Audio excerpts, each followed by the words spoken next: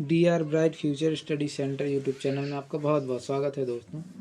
आज हम स्टार्ट करने वाले हैं अपना गणित का कक्षा 10वीं का, जिस छात्र की पूरे एमपी में टॉप 1 में मतलब जिसने पूरे एमपी में टॉप किया था उसकी कॉपी हम आज आपको दिखाने वाले हैं। गणित की कॉपी दिखाने वाले हैं। इसके अलावा अन्य सब्जेक्ट की कॉपी भी मैंने अपने चैनल पर उसकी वीडियोज़ बनाई हुई है, तो प्ले लिस्ट में जाके देख सकते हैं। अन्य सब्जेक्ट की भी आंसर कॉपी दिखाया हुआ है मैंने उसको। तो चलिए हम देर न करते हुए स्टार्ट करते हैं। उसमें देख सकते हैं फर्स्ट पेज है। पहला पेज में उसका रोल नंबर और सब विषय कोड ये और अपना मीडियम लिखना पड़ता है। वो मैंने हिंदी के पेपर में अच्छे तरीके से समझाए हुए हैं। तो यदि आपको समझना है फर्स्ट पेज के बारे में तो आप उस वीडियो को ज़रूर देखिएगा। उसकी लिंक आपको वीडियो के डिस्क्रिप्शन बॉक्स में मिल जाएगी।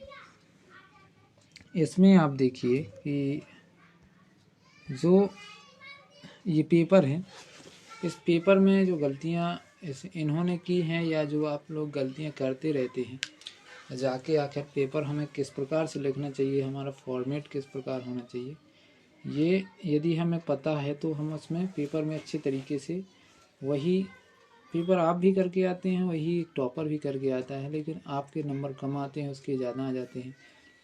आखिर ये कारण क्या है इसका? इस कारण जानना चाहा है कि आपने कभी नहीं जानना चाहा होगा, लेकिन आज मैं इस कारण का पूरा पर्दाफाश करने वाला हूँ।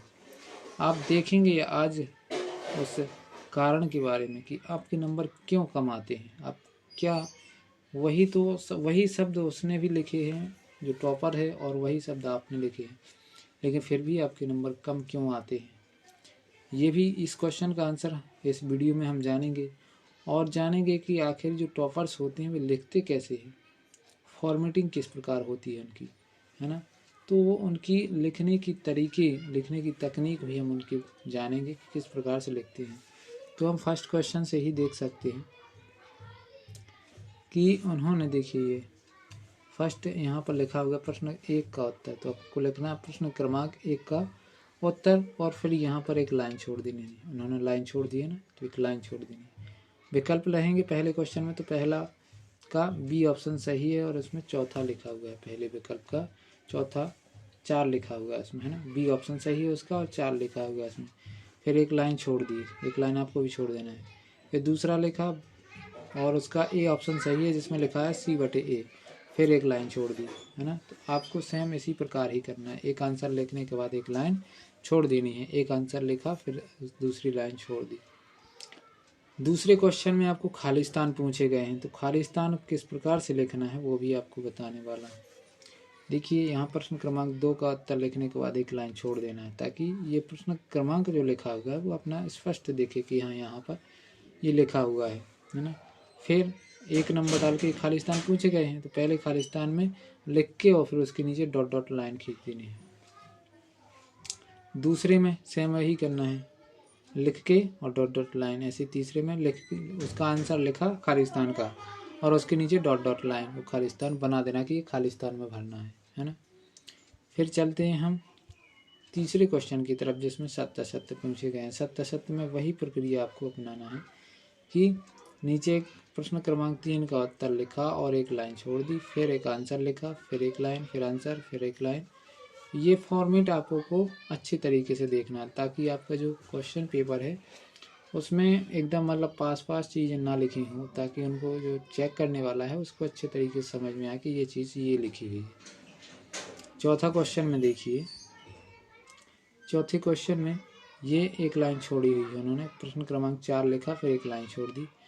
पहला लिखा और उसमें लिखा समांतर माध्य ज्ञात करना था उसमें, तो समांतर माध्य उसका 30 आया। कुछ आंकड़े दिए गए थे, आंकड़ों का समांतर माध्य ज्ञात करना था। दूसरा देखिए, दूसरा में माध्यिका का सूत्र लिखना था, एक शब्द में उत्तर पूछे गए हैं।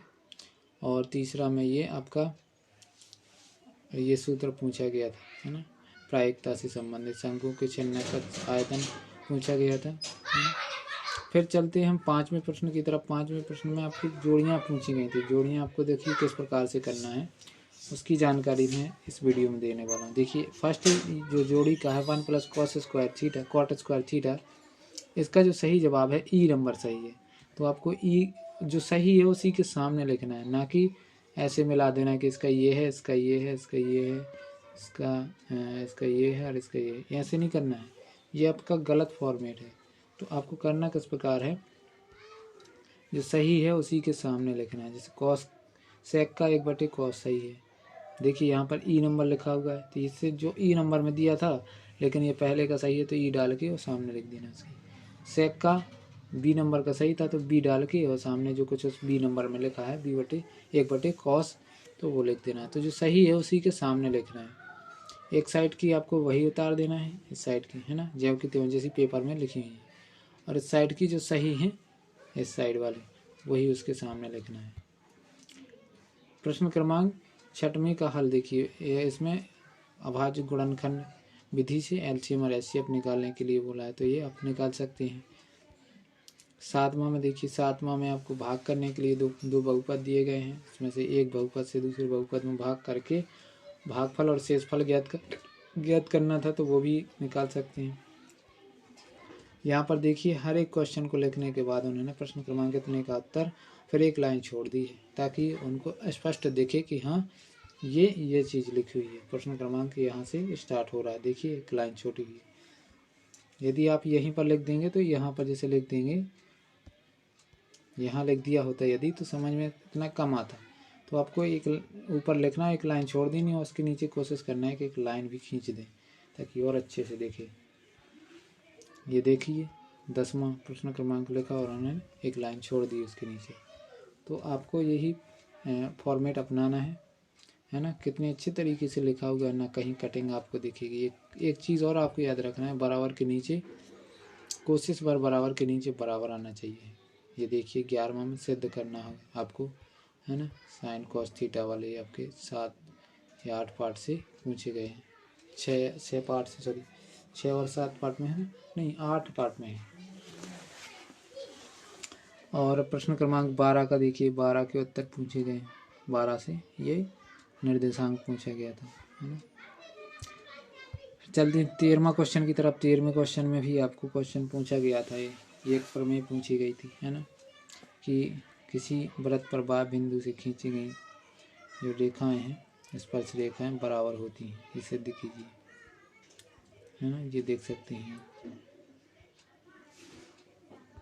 कितने अच्छे फॉर्मेट में उन्होंने लिखा हुआ है ना। अब चलते हैं हम 14वें क्वेश्चन की तरफ। 14वें क्वेश्चन में देखिए अथवा को किया हुआ है उन्होंने।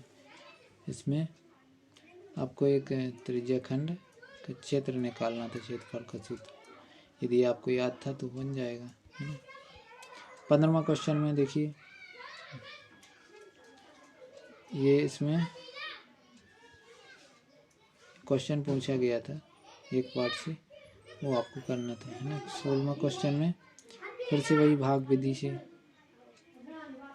से निकालना है, भागफल और शेषफल। 17वां क्वेश्चन है, देखिए दिया है AP में 11 आपके समांतर श्रेणी से दिया गया है सवाल।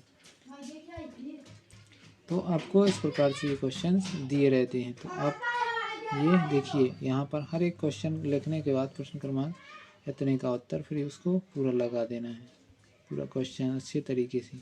यदि आपको मैथ के टॉपिक्स समझना है मेरे द्वारा तो आप कमेंट बॉक्स में कमेंट कीजिए, मैं आपको मैथ के पूरे टॉपिक एकदम अच्छे तरीके से समझा कर और उसका वीडियो आपके पास प्रोवाइड ज़रूर करवाऊँगा, यदि आपकी इच्छा है तो। नहीं तो फिर जैसा चलता है चलें। प्रश्न क्रमांक 20 का हल देखिए, ये अथवा में दिया गया है, अथवा वाला क्वेश्चन है ना। तो ये भी एक प्रमेय है, पाइथागोरस प्रमेय जिसको बोलते हैं। 21वां क्वेश्चन देखिए, 21वां क्वेश्चन में वही त्रिज्या खंड वाला सिस्टम है ना, वही त्रिज्या खंड का क्षेत्रफल इसमें भी ज्ञात करना है। 22वां क्वेश्चन में एक धनात्मक विषम पूर्णांक x है। तो ये प्रश्न बना हुआ है कि आप देख सकते हैं, ये पेपर में आपको बता देता हूँ कि कौन से साल का पेपर है, तो आप उससे इस क्वेश्चंस को मिला लीजिएगा, है ना।